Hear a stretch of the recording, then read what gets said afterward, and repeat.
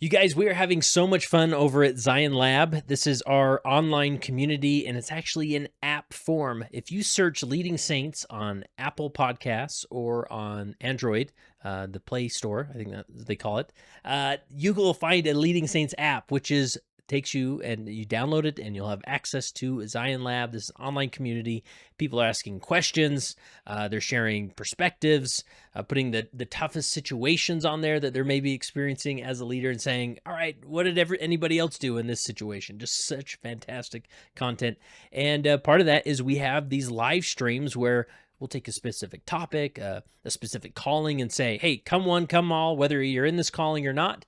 Let's talk about it. What are you learning? What can we share with one another to so that we're better prepared to lead if we find ourselves in a similar calling? And this episode is a portion of the live stream we did all about being on the stake high council, right? Tricky calling at times. Maybe it's one you can fly under the radar a little bit. Nobody notices what you're doing or not doing.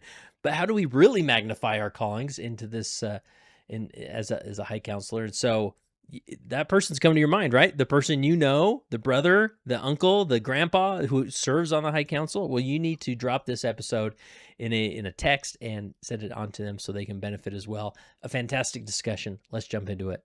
The live stream with a bunch of high counselors and others. Hey, everyone. This is the high council live stream. Yes, this is good, Jared. So we got to identify the proper term is high counselor, not a high councilman. So that's let's just argue about that for 60 minutes. That'd be great. But yes, a high counselor. I think that's how it is in the handbook. So very good. Who wants to take first crack at this as far as asking a question? Anybody want to raise your hand and share? Right now I'm seeing Jay. Is that do you have something to share or did you leave your hand up? Oh, I must have just left my hand up. Okay, well, you're caught. So tell, where are you from and how long you been on the high council and what's your experience been like up to this point? Yeah, I am as green as it gets. I'm on the high council with a few people here who I can nice. see in attendance. Our stake president notified of this a couple days ago and recommended that we join. So it's nice to see a couple of us here. Nice, love it. We're in Brush Prairie, a Vancouver, Washington North stake here in Washington. Nice. I've been on for all of just a couple months. I got assigned to serve with the stake Young Women's Presidency, and that's been kind of a fun part of what I'm doing because I get to keep working with the youth. I feel like I've been working with the youth for several years, and so I enjoy that part. Yeah. But yeah, this has definitely been a new calling for me for sure. It seems very, I don't want to say open-ended, but it seems like you can do as much as you want, and you could probably get away with doing very little as well. But yeah, that's been that's kind of been the ongoing joke, right? That depending on how a stake presidency uses the high council, sometimes it's like it's the only leadership calling. You can sometimes go inactive, like people would not even notice, like as long as you show up to the high council meeting, right? But yeah, because it can be very proactive calling, right? Or you're put in charge of the buildings or these things where there's things that pop up from time to time, but other times, there's a lot of opportunity to be proactive as far as engaging with the Elders Quorum presidency, really be involved if you're assigned to a ward or things like that. So anybody else want to just either kind of ask a question, something you're excited about, something you're doing, something that's helped in the high council role? Daniel, go ahead. Hi. Yeah, just like it was mentioned, I too am semi-new. I'm loving being on the high council. I love working with the individuals, the stake presidencies members, and all the members of the high council. They are amazing individuals, and I'm just curious with the individuals here, like as a new person, like the typical speaking assignments. I love doing that. Love going to all the wards and meeting the members. But I'm also kind of looking for.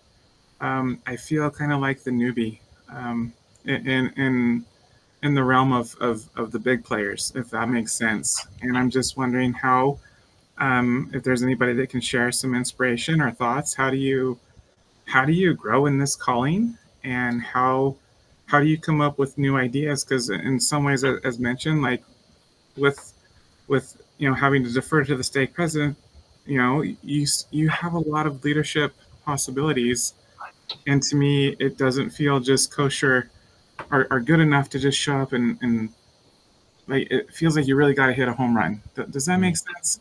Yeah. So just to clarify, Daniel, are you saying you feel like just new in the world of leadership, or you feel new in the ward that you're assigned to and attending, or what do you mean by that? Yeah, I don't know. Like I feel so overwhelmed by the individuals I work with because the spirit and the magnitude of what they bring is amazing.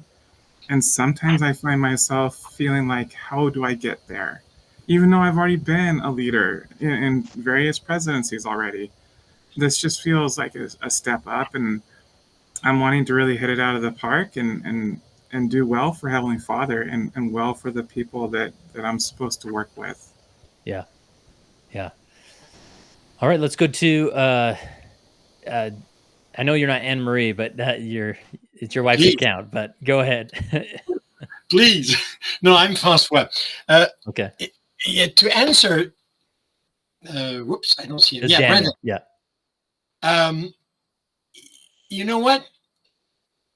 I've put I've been member for 44 years, and I've been clerk for, let's say, 30 years, but apart. I for a while quorum leader, Sunday school things, but I was always back to clerk. And as a clerk, I've been around all what is church leaders or church stuff or church callings and things. I've always put everybody at the same level as I am. And that's important. So that way you don't feel any lower or any higher. Yeah. They're equal as you are. And to know what to do with your calling, not taking care of my English, notwithstanding all the others. I read 5 times the instructions of my calling when I was called as I-Council member. And from that day, my stake president told me 2 times, have you read your things, what you're supposed to do? I said, yes, 5 times. But 5 times I would always find things. So that way, it makes me decide what to do as I feel I should. I'll give you just one example. Every time a high council would come to our ward, our branch, our ward, he would just stand up, do the stake callings, and sit down. What is this? So I said, I didn't realize that I would be standing up there one day. But when I stood there, the stake presidency always tell us to say, we think about you. We love you. Tell the members that the stake presidency, think about you and love you. I would say a thought, une pensée spirituelle, spiritual thought, speaking about the stake presidency, anything, just a few seconds. After do the callings and sit down. And people came to me and said, what is this? It's beautiful. They see us, they hear about us, they hear about the stake presidency, they like it. We have to be visible. We have to give them a part of what we feel and we want to do to them. Yeah. Yeah. That's the point. Jamie, go ahead. So my thoughts, I've been on the High Council for about 5 years, and I did it before for about 4 years. And so there's a couple things that I think are important. And I would say to the good brother who asked the question, the truth is, sometimes you will feel the Spirit more than somebody who's a little more seasoned. And the reason you will is because you don't understand and you're not taking advantage of the Spirit, because the Spirit does amazing things with us. And so comparing one person versus the other, um, it's very easy to feel insecure in your calling. And the truth is, we all fake it well sometimes. But the truth is, the Spirit touches you. What I would warn against is you get seasoned in your calling, that you have to do different new creative ways that will cause you to invite the Spirit. So when you're preparing for a lesson or a talk, or to go to that elders quorum, president, or whatever it is that you're assigned to do, it's easy to take advantage of the Spirit, because we're always preparing talks, we're always doing certain things, and it's so easy. And remember, we are all the same. We all have the same struggles. It doesn't matter your calling, because one day, them callings don't matter. And so that's what I would just share. So I would just feel comfortable in knowing who you are and the Spirit is with you. And when you start feeling that you're losing your edge, figure a new way to do that, whether it's doing the Book of Mormon, go to the temple and preparing talks, whatever it is. That's what it is. That's what I found works. Brandon, go ahead. Yeah, I agree with what's been said, and just wanted to add that I think it's critical that you view yourself, part of your calling as a high counselor is to be part of the council, and you're there because your voice matters, and you should feel comfortable contributing, sharing whatever the Spirit is inspiring you to share, and hopefully learning from that council. And I think one of the things that our stake presidency has emphasized that I've appreciated is whatever your assignment, whether it's to a ward or an organization, their hope for us is that we can actively participate and learn from those state council meetings, and then take what we learn, the leadership principles and the trainings, and go to our organizations to which we've been assigned and train and teach and help take the things that we learn from the stake presidency and the stake council out throughout the stake and to other leaders throughout the stake. So in addition to speaking on a monthly or semi-monthly basis, I've come to view that as a big part of my calling on the High Council, to take those principles that I'm observing and learning from, and the trainings that I'm receiving in those council meetings, to the elders quorum and to the bishopric and the ward that I'm assigned to, and then to those stake organizations that I get a chance to work with. Awesome. Really good. I'm just curious. I'll just put this out there. Do you anybody out there sense like does your stake? I guess the question comes down to, how does your stake presidency keep you engaged? I mean, there's always assignments, right, which lead to, well, there's kind of those regular meetings I go to, or I'm assigned to this ward, so I'm gonna, go to that ward and, follow up with the elders quorum presidency here and there or whatever.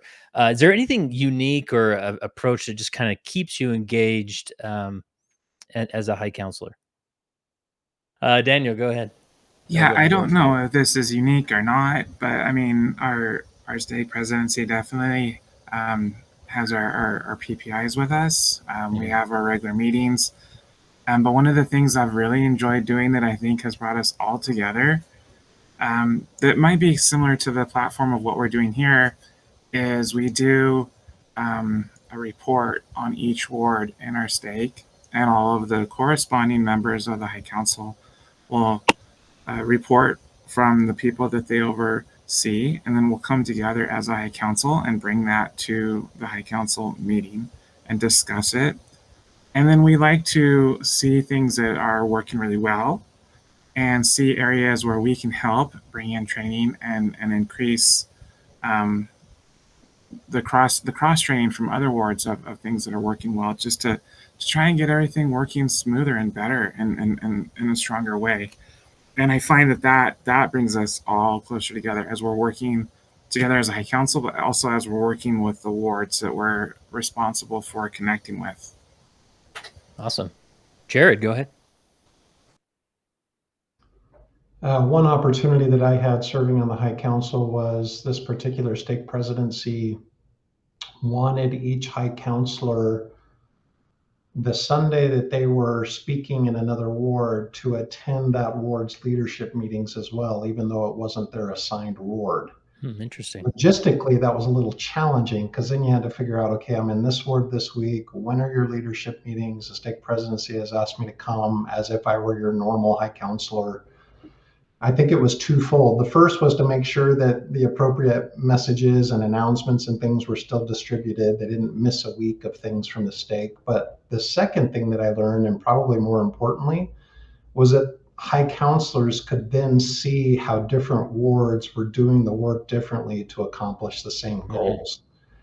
And in the course of a year, visiting, depending on your stakes, 7 to 12 different wards, realizing, wow, it's really fascinating to see how local leadership works to bring people to Christ in sometimes very different ways, but still with that same goal in mind. And it just led to a really enriching experience for me personally to see how different bishoprics would operate, to see how different ward councils would operate.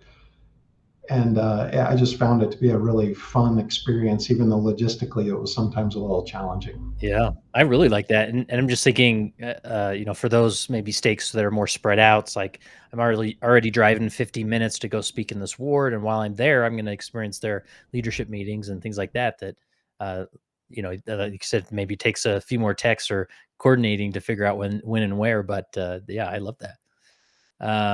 Is it Vensois, right? Go ahead. Yeah, it's François. François? Okay, I'm sorry. Yeah, Frank. François or Frank. Okay. I'm close to the second counselor in the stake, so we speak to each other very often. He's in charge of me. So it's fun. And the high council member of our ward lives in the ward that I watch over or I take care. So Valleyfield, Hochelaga, we switch messages and callings, and we call each other and okay, where are you, where will you be? And the state counselor knows very well that we get along, and I get along with the state counselor. So he sends things, information, and so it's beautiful. Yeah. It's fun to be close to, and I'm very easily approachable. I can get close to someone very easily, and I take care of the financial committee for audit and things like that. So I'm very often in contact with. So it's important to be close to one of the state presidency, and closer you are, easier it is to do your work. Yeah, that's great. Anybody else there or have a separate question or direction you want to ask the group? Brandon, go ahead. Hey, I don't mean to overshare, but one thing that I found helpful that's more just tactical is we created a text thread among the high counselors that are a text group that we can just ask advice or references. Like, for example, one of the other guys on the high council shared a note in Apple's Notes app where he has the wording for callings and releases. And then if we're asked to do that in wards, he just updates it during the high council meeting or the state council meeting. And so everybody can just pull that up quickly and it's already there to read. And, we've used it for like you need to ordain an elder. What's the process for that? Who should we invite to the meeting? Who leads the meeting? Like stuff like that. Very practical advice or references in the handbook that are, shared links just to make the calling easier, because there is a lot of kind of administrative stuff you get pulled into. And so it's nice to have a group that you can quickly say, hey, can you guys remind me how I'm supposed to do this? Or if I need to extend a calling, not everybody's been in a bishopric before or something. And so like, what is the process to do that? And that's been helpful to have that kind of built-in reference group for us to quickly check in with each other. And especially the more experienced members of the council can chime in and give advice. Awesome. Very good. Very good. And of course, you know, you can always come back to some of these questions if you think of something. But next question, I'm just curious with, you know, speaking assignments. We can insert all your high council jokes here. But does your stake do anything unique? I know a lot of stakes are becoming, it's more typical to have sort of a speaking companion, whether it's a stake leader from the Relief Society, Stake Relief Society presidency, primary presidency, Young Women's presidency, those types of things. Anything that comes to mind as far as how speaking works or how you do it, how it's organized, what helps you prepare? Michael, go ahead. One of the things that we've started doing, instead of being dependent on either, because typically a member of the Stake Young Women's presidency, the Relief Society's presidency, and the primary presidency, so we've got those three organizations get assigned to speak with high councilors as well. But then you've got, in our stake, then you've still got 4 or 5 other wards where you've got to find somebody. So it's been, let's pull from the returned missionaries. But now we've expanded it to not only members of the Stake Youth Council, but youth in general. And the last couple of assignments I've done, I've pulled youth.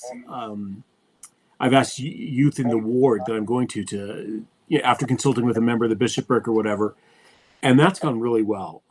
Having a youth, it's been really, really good. I've been a little bit nervous. You say, okay, you've got X number of minutes, and you think, okay, I'm going to get 3 minutes out of this. But they've been really good at fulfilling the time and really teaching. So it's been another one of those things. Remind us that the youth, they'll step up given the opportunity. So that's been good to see us doing that. I'm liking doing that. Yeah, that's awesome. It's awesome.